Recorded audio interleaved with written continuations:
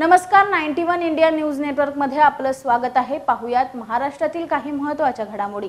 अयोध्येत 22 जानेवारी रोजी होणाऱ्या प्रभू श्रीराम मंदिराच्या भव्य लोकार्पण सोहळ्याकडे संपूर्ण देशभराचे लक्ष लागले आहे।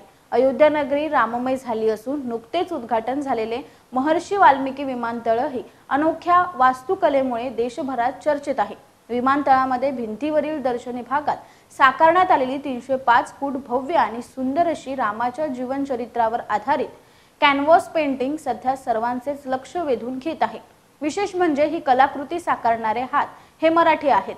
नाशिकच्या आनंद सोनवणे, विवेक सोनवणे, प्रवीण वाघमारे आणि सचिन कालुसकर या चारही मराठी कलाकारांनी जवळपास 8 महिने मेहनत घेत कलामकारी आणि पट्टचित्र शैलीतून हा कलाविष्कार तयार केला आहे।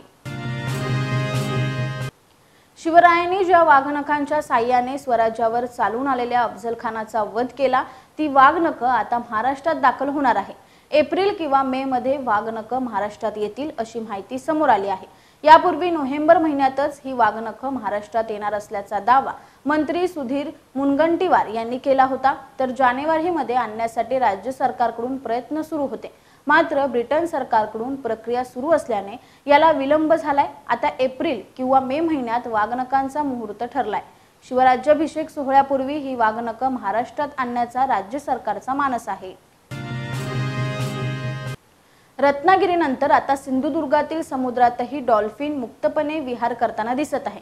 सध्या कोकणात अनेक ठिकाणी समुद्रात डॉल्फिनचे दर्शन होताना दिसत आहे।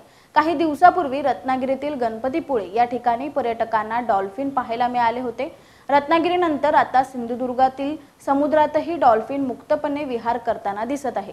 मालवण देवबाग समुद्रात हे डॉल्फिन फिरत असतानाचे चित्र काही पर्यटकांना अनुभवता आलं। काही पर्यटक बोट सफारी करत असताना त्यांना डॉल्फिन आढळले। यावेळी देवबाग समुद्र किनाऱ्यावर डॉल्फिन मुक्तपणे विहार करतानाचा एक व्हिडिओ बोट चालकाने काढला आहे। कोल्हापुरातील पन्हाळगडाला लागूनच असलेल्या पावनगडावरील अतिक्रमण प्रशासनाने हटवलं आहे। पावनगडावरील अनधिकृत मद्रसे प्रशासनाने हटवला आहे। किल्ले पावनगडावर पोलिसांचा मोठा बंदोबस्त तैनात करण्यात आला आहे। हिंदुत्ववादी संघटनेच्या आक्रमकतेनंतर प्रशासनाने ही कारवाई केली आहे। पावनगडावरील अतिक्रमण कारवाई मध्यरात्री 2 वाजता सुरू करण्यात आली। मध्यरात्री सुरू झालेली कारवाई तब्बल 7 तासानंतर सकाळी 9 वाजता संपली। किल्ले पावनगडावरील अनधिकृत अतिक्रमण केलेले मदरसा हटवण्यात आले। हिंदुत्ववादी संघटनेच्या आक्रमकतेनंतर प्रशासनाने ही कारवाई केली आहे। जिल्हा पोलीस प्रमुखांसह महत्त्वाचे अधिकारी किल्ले पावनगडावर रात्रीपासून तळ ठोकून आहे। कारवाईबाबत पोलिसांकडून कमालीची गुप्तता पाळण्यात आली आहे। पावनगडाकडे जाणाऱ्या रस्त्यावर बंदोबस्त तैनात करण्यात आली आहे। आमदार रोहित पवार यांच्या बारामती ॲग्रो कंपनीच्या पुणे, पिंपरी, बारामती आणि छत्रपती संभाजीनगर येथील 6 कार्यालयावर सक्तवसुली संचालनाकडून शुक्रवारी छापे टाकण्यात आले होते। यामध्ये ईडीच्या अधिकाऱ्यांनी जवळपास 15 ते 16 तास चौकशी केल्याची माहिती समोर येत आहे। रात्री उशिरा ईडीचे अधिकारी बारामती येथील ऑफिसमधून बाहेर पडल्याची माहिती समोर आली आहे। या कारवाईत अनेक महत्त्वाची कागदपत्रे जप्त केल्याची माहिती सूत्रांकडून आहे। बारामती ॲग्रो कंपनीची पुणे, बारामतीसह पिंपरी आणि छत्रपती संभाजीनगरमध्ये देखील कार्यालये आहे। महाबळेश्वरच्या वेण्णा तलावाजवळ पर्यटकांचे आकर्षण ठरणाऱ्या घोड्यांची विष्ठा महाबळेश्वरमध्ये वर्षानुवर्षे रोगराई पसरवत असल्याचे एका अभ्यासातून समोर आले आहे। ही विष्ठा तलावाच्या पाण्यात मिसळत असल्याने अतिसार, अन्न विषबाधा, श्वसनाचा तीव्र संसर्ग, बुरशीजन्य संसर्ग आणि टायफॉइड असे आजार होत असल्याचे स्पष्ट झाले आहे। महाबळेश्वरमध्ये अनेक वर्षापासून स्थानिक रहिवासी व पर्यटकांना अतिसार, अन्न विषबाधा, श्वसनाचा तीव्र संसर्ग, बुरशीजन्य संसर्ग, टायफॉइड या विकारांना सामोरे जावे लागत आहे। याचे कारण शोधल्यानंतर घोड्याची विष्ठा पिण्याच्या पाण्याच्या स्रोतात मिसळत असून त्याद्वारे ती नागरिकांच्या पोटात जाऊन गंभीर आजार होत असल्याचे दिसून आले आहे।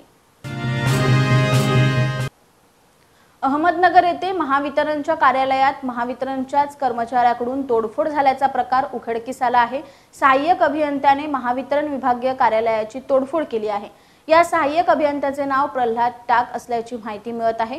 वरिष्ठ कार्यालयाकडून कारवाईचे पत्र मिळाल्यानंतर संतप्त झालेल्या टाक यांनी जामखेड येथील महावितरण विभागीय कार्यालयाची तोडफोड केल्याची चर्चा आहे। या घटनेमुळे महावितरणच्या वर्तुळात मोठी खळबळ उडाली आहे। महावितरण कंपनीच्या उपकार्यकारी अभियंता कार्यालयाच्या केबिनची महावितरणच्या सहाय्यक अभियंत्याने शुक्रवारी लाकडी दांडक्याने तोडफोड केली। यामुळे उपअभियंता शरद चेचर उपस्थित नव्हते, परंतु काही कर्मचारी त्या ठिकाणी उपस्थित होते।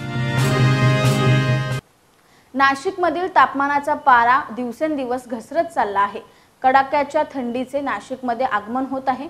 जिल्ह्यात कुठे बोचरी थंडी वाजत आहे, तर कुठे आल्हाददायक थंडीचा अनुभव नागरिक घेत आहे। काही जण थंडीचा आनंद घेताना दिसून येत आहे, तर काहींनी थंडीपासून बचावासाठी उबदार कपडे परिधान केल्याचे चित्र आहे। थंडीच्या पार्श्वभूमीवर नाशिकच्या रविवार कारंजा येथील चांदीच्या गणपती मंदिरात गणेश मूर्तीला स्वेटर आणि शॉल पांघरण्यात आली आहे। चांदीच्या गणपती मंदिरात गेल्या 10 वर्षापासून मूर्तीला स्वेटर आणि शॉल घालण्याची परंपरा आहे। जशी आपल्याला थंडी वाजते तशी गणपती बाप्पालाही थंडी वाजत असेल, म्हणून ही उपाययोजना करण्यात आली आहे। पुणे शहरात गुन्हेगारीने पुन्हा एकदा डोकं वर काढले। कुख्यात गुंड शरद मोहोळची भरदिवसा गोळ्या घालून हत्या करण्यात आली। हत्येप्रकरणी पोलिसांनी 8 आरोपींना अटक केली आहे। यामध्ये मुख्य आरोपी साहिल उर्फ मुन्ना पोळेकरचा देखील समावेश आहे। आर्थिक वाद आणि जमिनीच्या वादातून मोहोळची हत्या झाल्याचं प्राथमिक चौकशीत समोर आलं आहे। कोथरूडच्या सुतारदरा परिसरात मोहोळेश्वर काल दुपारी 1:30 वाजता हल्ला झाला। दरम्यान हत्येचा प्रयत्न, खंडणी, अपहरणासारखे अतिशय गंभीर गुन्हे शरद मोहोळवर दाखल होते। मोहोळच्या हत्येनिमित्तानं पुण्यात पुन्हा मोठा गँगवॉर सुरू झालाय की काय, असा प्रश्न सामान्य नागरिक विचारत आहे। बंदी असलेला नायलॉन मांजा विक्री करणाऱ्या 2 संशयितांना मखमलाबाद परिसरात सापळा रचून अटक करण्यात आली आहे। त्यांच्याकडून 43 गट्टू हस्तगत करण्यात आले आहेत। गुन्हे शाखा युनिट 1च्या पथकाने ही कारवाई केली। मकर संक्रांत म्हटली की पतंग उडवण्याची मोठी परंपरा आहे, मात्र पतंगांसोबत लागणारा नायलॉन मांजा हा पक्षी, प्राणी आणि नागरिकांसाठी त्रासदायक ठरतो। नायलॉन मांजामुळे जखमी होण्याच्या घटनांमध्ये दिवसेंदिवस वाढ होत आहे। याच पार्श्वभूमीवर नाशिक शहर पोलीस आयुक्त संदीप कर्णिक, गुन्हे शाखेचे उपायुक्त प्रशांत बच्छाव, गुन्हे शाखेचे सहाय्यक आयुक्त डॉक्टर सीताराम कोल्हे यांनी बेकायदेशीररित्या नायलॉन मांजा विक्री करणाऱ्या विक्रेत्यांवर कारवाई करण्याबाबतचे आदेश याआधी जारी केला होता। नमस्कार, 91 इंडिया न्यूज नेटवर्क मध्ये आपले सर्वांचे स्वागत।